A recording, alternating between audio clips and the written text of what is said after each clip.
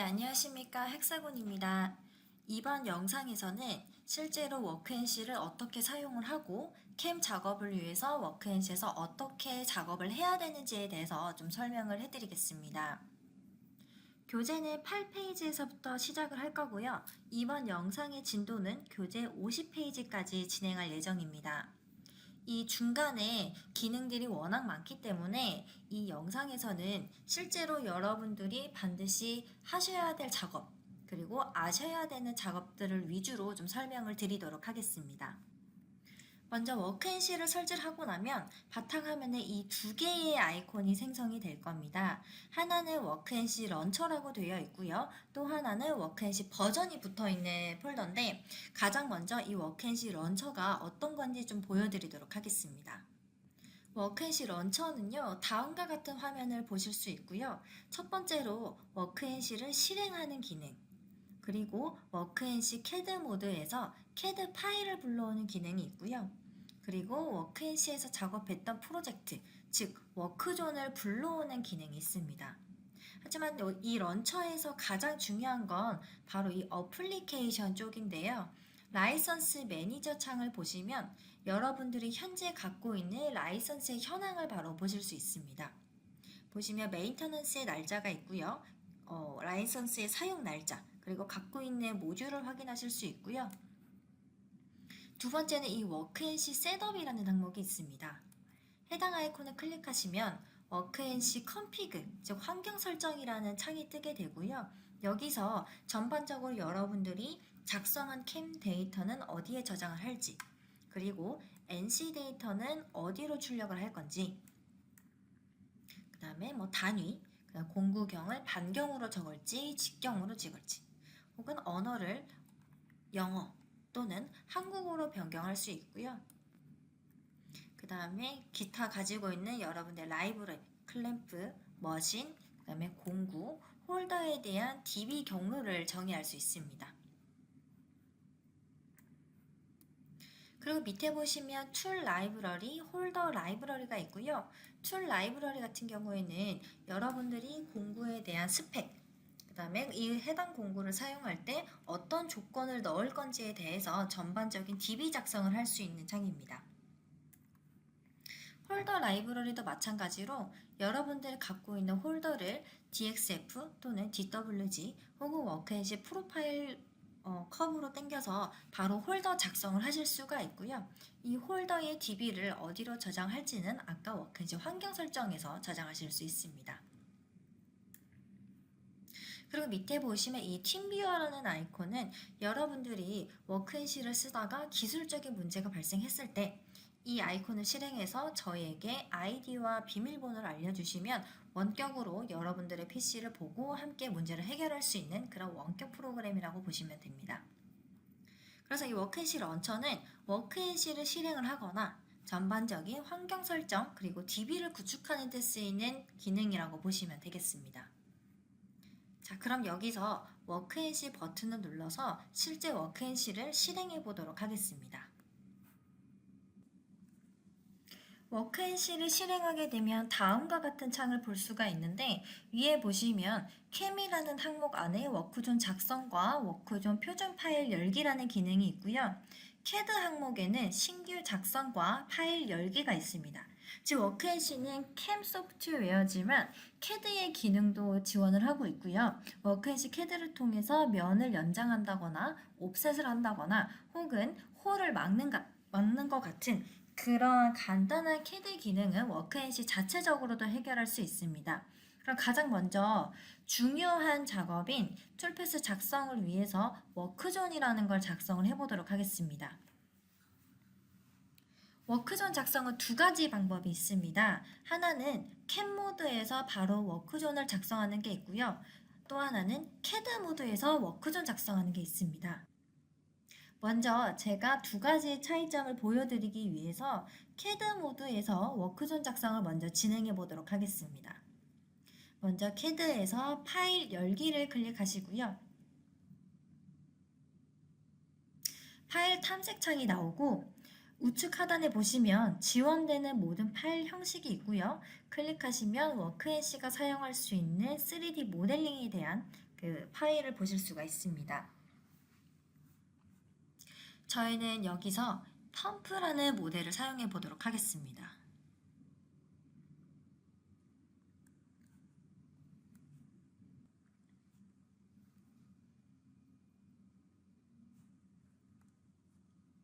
파일 열기에서 와이어 프레임이 있다면 해당 옵션을 체크를 해주시면 되고요. 지금 이 모델에서는 기본값만 유지한 상태에서 확인 한번 눌러보도록 하겠습니다. 그럼 다음과 같이 와이어 프레임으로 된 3D 모델링이 나올 거고요. 여기서 모델을 회전을 하거나 줌인 줌아웃을 하거나 이동을 하실 수 있습니다. 다른 인터페이스는 저희가 캔 모드로 가서 좀 설명을 드릴 거고요. 가장 먼저 워크존 작성을 좀 해보도록 하겠습니다. 좌측 상단에 있는 이 세 번째 아이콘 워크존 작성을 클릭하시면 다음과 같은 창이 뜨고요. 어떤 경로에 워크존을 저장할지 이름을 변경해 주시고 신규 선택을 눌러보겠습니다. 그리고 좌측 하단에 보시면 요소를 선택하십시오가 나오고요. 전체 모델을 선택한 다음에 마우스 오른쪽 버튼 혹은 이 체크를 누르도록 하겠습니다. 그러면 해당 모델이 여기 리스트업이 되고요. 이 상태에서 워크존 작성을 누르게 되면 바로 워크앤시가 이 3D 모델링을 캠 작업을 할 수 있는 일종의 프로젝트, 즉 워크존으로 변환되는 과정 연산이 시행되게 됩니다. 워크존 작성이 완료된 후에는 다음과 같은 창을 볼 수 있고요. 서피스 방향 지정이라고 해서 확인 버튼을 누르며 이렇게 좀 얼룩덜룩한 서피스를 보실 수가 있습니다. 이런 상황에서 저희는 자동이라는 버튼을 누르면 워크앤시가 이 마이너스 방향으로 인식된, 즉 이 붉은색으로 표시된 서피스를 자동으로 플러스 방향으로 바꿔주는 기능을 실행하실 수 있습니다. 다음과 같이 전체적인 모델의 색상이 베이지 색깔로 바뀐 걸 확인해 주시고요. 확인 한번 눌러보도록 하겠습니다.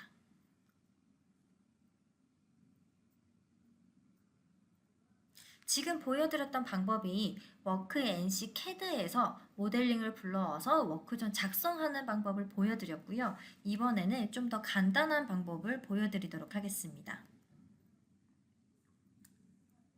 바로 캔 모드에서 다이렉트로 워크존 작성하는 방법을 보여드리도록 하겠습니다. 워크존 작성 클릭하시고요. 경로에 대해서 워크존 이름을 변경해 보도록 하겠습니다.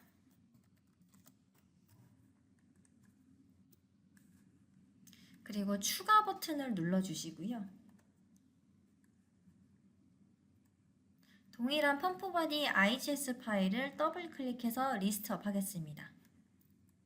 그리고 워크존 작성으로 넘어가면 아까 캐드에서 넘어간 것보다 좀 더 간결한 방법으로 워크존 작성을 하실 수 있습니다. 연산이 끝난 후에는 아까 캐드 모드에서 워크존 작성했던 것과 동일한 창이 뜨고요. 여기도 마찬가지로 자동을 클릭하시면 전체 서피스가 플러스 방향으로 전체 다 반전이 될 겁니다. 자, 일단 지금까지 저희가 워크앤시에서 어떤 식으로 워크존을 작성하는지에 대해서 두 가지 방법을 좀 알려드렸고요. 어떤 것들을 쓰시던 여러분들이 편한 쪽으로 사용하시면 되겠습니다. 그럼 지금부터는 이 워크앤시 인터페이스를 좀 소개해 드리도록 하겠습니다. 먼저 마우스 조작 방법인데요.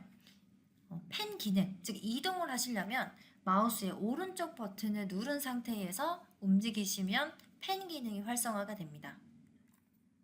그리고 키보드에서 Shift를 누른 상태에서 마우스 오른쪽 버튼을 꾹 누르고 움직이면 회전 기능이 됩니다. 그리고 마우스 휠 버튼을 위아래로 굴리시면 줌인, 줌아웃 기능이 됩니다. 현재 상태에서 키보드에서 스페이스바를 누르면 마우스가 있는 곳이 확대돼서 보실 수 있습니다. 그리고 지금 이 마우스가 있는 영역을 저희가 뷰 에어리어라고 지칭을 하고요. 상단에 보시면 빨간색, 초록색, 파란색에 대한 뷰 아이콘들이 위치해 있습니다. 빨간색은 X 플러스 방향, 초록색은 Y 플러스 방향, 파란색은 Z 플러스 방향, 그리고 반대쪽은 마이너스 방향이라고 보시면 되고요. 해당 뷰에 대한 아이콘은 단축키가 있는데 컨트롤을 누른 상태에서 컨트롤 T를 누르시면 탑뷰, 그리고 Z 마이너스, 즉 바텀 뷰의 경우에는 컨트롤 B, Y 플러스 프론트 뷰 같은 경우에는 컨트롤 F, 반대는 백뷰죠. 컨트롤 K. 그 다음에 오른쪽 왼쪽에 대한 뷰가 있습니다. X 플러스 마이너스 컨트롤 R 라이트 뷰로 해서 X 플러스가 되고요. 컨트롤 L은 X 마이너스 뷰가 될 겁니다. 그리고 마지막으로 컨트롤 I ISO 방향으로 볼 수 있는 뷰로 보실 수 있습니다. 그리고 옆에 보시면 이 쉐이딩에 대한 아이콘이 위치해 있고요. XYZ에 대한 아이콘 클릭하시면 현재 마우스의 위치가 바로 보입니다. 그리고 이 세 개의 줄이 있는 아이콘을 클릭하시면 현재 모델링을 두 개로 혹은 세로로 나눠서 바로 보실 수 있고요. 캡처 기능도 하실 수 있습니다. 이번에는 측정에 대해서 좀 보여드리도록 하겠습니다. 하단에 보시면 이 버니어처럼 생긴 아이콘이 있고요. 클릭하시고 측정 모드는 포인트, 직선, 반경이 있습니다. 직선 한번 눌러보도록 하겠습니다. 그리고 정확한 지점의 포인트를 선택하기 위해서 이 오브젝트 스냅이라는 기능을 쓸 거고요. 끝점이라는 기능을 써서 한번 클릭해 보도록 하겠습니다. 클릭한 점에 대한 좌표가 나오고요. 그리고 전체적인 길이, 그 다음에 dx, dy, dz에 대한 값 바로 보실 수 있습니다. 그리고 옆에는 이 길이 값, 전체 이 포인트 사이의 길이 값도 바로 보실 수 있습니다. 그럼 이번에는 조금 더 괜찮은 기능인 이 형상 검증에 대해서 좀 설명을 드리도록 하겠습니다. 상단에 이 무지개 박스처럼 생긴 형상 검증이 있고요. 클릭하시면 단면, 반경, 높이, 굽의 각도에 대한 기능이 있는데 가장 첫 번째로 단면 한번 보도록 하겠습니다. 현재 단면에서 마우스 휠 버튼을 움직이시면 제가 원하는 방향대로 자를 수 있고요. 자르는 방향은 단면 평면에서 현재 축 기준 X, Y, Z를 선택해서 잘라서 보실 수 있습니다. 그리고 방향 반전도 있고요.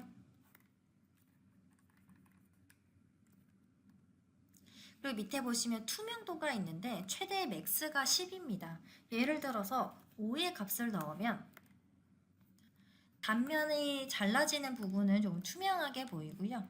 맥스 10을 넣으면 완전히 숨겨진 상태에서 완벽한 단면 형태를 보실 수 있습니다. 그리고 반경 한번 보도록 하겠습니다.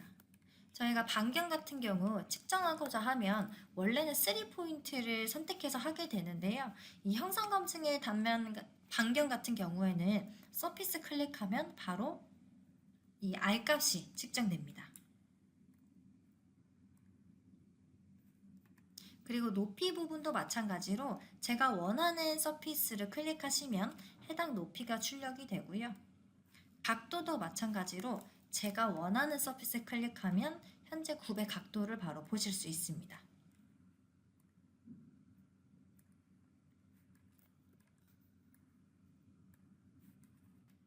자, 이렇게 제가 인터페이스를 좀 소개를 드렸고요. 기능을 좀 소개해 드리도록 하겠습니다. 이 좌측에 보시면 형상, 캠 요소, 툴 패스가 있고요. 형상 같은 경우에는 저희가 워크조 만들 때 사용했던 CAD 모델링이 들어가 있고요. 스톡을 정의할 경우 각 공정마다의 얼만큼의 잔여 스톡이 있는지 보실 수 있습니다. 그리고 원점 좌표계의 변경, 수정도 가능하고요. 캠 요소 같은 경우에는 여러분들이 캠 작업을 하기 위해서 필요한 요소들, 즉 커브를 잡는다던가 부분적인 서피스를 선택을 해서 가공이라는 조건을 준다던가 혹은 포인트를 선택해서 드릴 작업을 한다던가 이런 캠 작업에 필요한 요소들은 이 항목에 위치해 있습니다. 그리고 툴패스 항목에 보시면 머신 포지션 1이라고 있고요. 이 좌표계를 더블 클릭해서 비활성화 시켰다가 다시 한번 더블 클릭하시면 좌표계 활성이 됩니다. 즉, 이 좌표계는 작성되는 NC 데이터의 실제 000 좌표계라고 보시면 됩니다. 그리고 이 빈 공간에는 여러분들이 툴패스 작성을 하실 수 있는 영역이고요. 좌측에 붙어있는 이 기능들은 툴패스를 작성하기 위한 아이콘들이 위치해 있고 오른쪽에 있는 아이콘들은 작성되어 있는 툴패스를 확인하기 위한 아이콘들이라고 보시면 됩니다. 자, 그리고 앞전에 제가 워크앤시 캐드 모드를 잠깐 보여드렸었는데요. 지금 이 워크존은 캠 작업을 하기 위한 공간이지만 좌측에서 이 아이콘, 캐드 모드를 선택하시면 아이콘들이 스케치 모드로 바뀌고요. 여기서 서피스를 연장하거나 면을 맞거나 옵셋을 하거나 기타 기본적인 캐드 기능도 바로 이 워크존 자체에서 작성하실 수 있습니다. 그러면 이 캐드 기능을 이용해서 좌표계 한번 바꿔보도록 하겠습니다. 현재 원점은 캐드가 가지고 있던 원점, 이 모서리 끝단으로 되어 있는데 저희가 상단 센터에 좌표계를 만들고 싶다라고 가정을 해보도록 하겠습니다.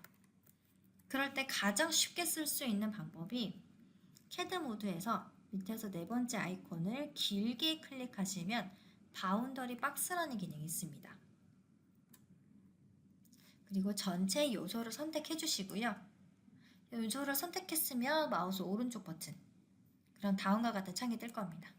거기서 UCS에서 저희가 이 현재 생성된 박스 기준으로 7가지의 축을 자동으로 생성하실 수 있습니다. 저희는 상단 센터가 필요하니까 세 번째 아이콘 클릭하고요. 그 다음에 확인 한번 눌러보도록 하겠습니다. 그러면 바운딩 박스 01이라는 축이 새로 생겼을 겁니다. 이런 식으로 형상을 인식을 해서 이 박스 기준으로 자동으로 축을 생성을 하실 수가 있고요. 또 하나는 여러분들이 축에서 마우스 오른쪽 버튼 누르면 UCS 좌표계 매니저가 나오고요. 거기서 신규 작성하시면 활성화된 축에 New UCS라는 축이 복사가 될 겁니다. 거기서 제가 원하는 대로 X, Y, Z에 대한 값을 넣고 이동 또는 회전을 눌러주시면 됩니다. 이런 식으로 원하는 위치가 있으시면 개별적인 값을 넣어서 쓰실 수도 있고요. 아니면 형상 기준에서 상단 센터 혹은 하단 센터 이런 식으로 형상 기준에서 축을 만드시려면 바운더리 박스 기능을 통해서 작성을 해주시는 게 좋습니다. 그럼 마지막으로 이렇게 작성된 축에 대한 좌표계를 바꿔보도록 하겠습니다. 저가 이렇게 축을 만들었지만 여러분들이 좌표계 변경을 하기 위해서는 축의 마우스 오른쪽 버튼을 눌러서 가공축으로 설정이라는 옵션을 해주셔야 됩니다. 그리고 편집 확정을 누르시면 원래 머진 포지션 1이었던 게 머진 포지션 2로 바뀌었을 거고요. 이 회색 평면이 생겼을 겁니다. 이건 실제 이 좌표계 기준으로 생기는 가상의 평면이고요.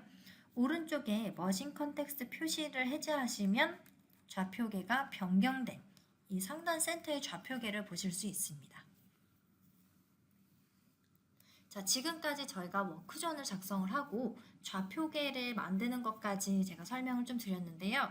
마지막으로 저희가 황삭 가공을 위해서 어떤 식으로 스톡을 지정하는지 한번 보여드리도록 하겠습니다.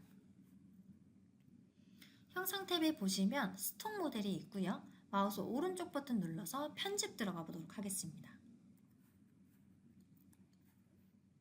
그러면 다음과 같은 창이 뜨게 되고요. 스톡을 정의할 수 있는 옵션이 굉장히 많이 있습니다. 그 중에서 많이 쓰는 옵션은 블럭과 캐드 모델 그리고 이미 블럭이라는 옵션이 있습니다. 이 블럭 같은 경우는 소재의 정 사이즈에 딱 맞는 사각형의 스톡이 생성이 될 거고요. 캐드 모델 같은 경우 여러분들이 갖고 있는 모델을 추가해서 스톡으로 지정하실 수도 있습니다. 그리고 이미 블랙의 경우 설정 눌러주시면 다음과 같이 딱 형상에 맞는 정치수가 자동으로 기입이 되어 있고요. 옵셋 값을 넣어주시고 적용을 누르면 제가 원하는 만큼 스톡에 대한 옵셋을 적용하실 수 있습니다.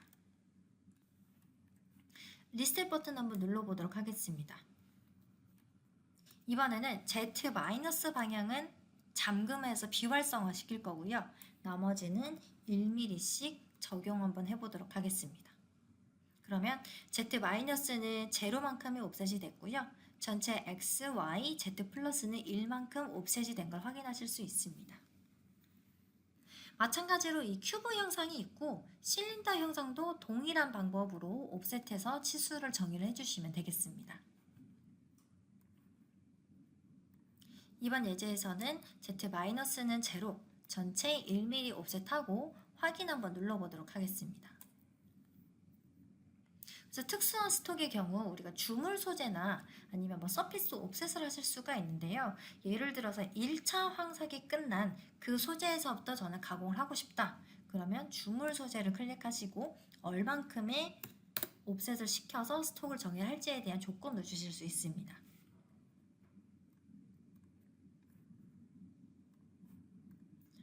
이렇게 정의를 하시고요. 확인 한번 눌러보도록 하겠습니다.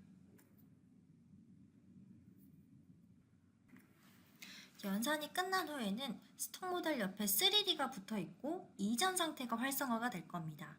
그리고 초기 체크를 하시면 저희가 Z- 방향을 빼고 전체적으로 1mm 옵셋했던 이 사각 스톡 바로 확인하실 수 있습니다. 자, 그럼 이번 영상에는 저희가 이제 여러분들이 워크앤시로 캠 작업을 하기 위해서 반드시 해야 되는 작업 3가지를 좀 설명을 드렸습니다. 워크존 작성, 좌표계 재설정, 스톡. 그리고 다음 강의에서부터는 실질적으로 가공 조건을 넣어서 툴패스를 작성하는 걸로 한번 넘어가 보도록 하겠습니다.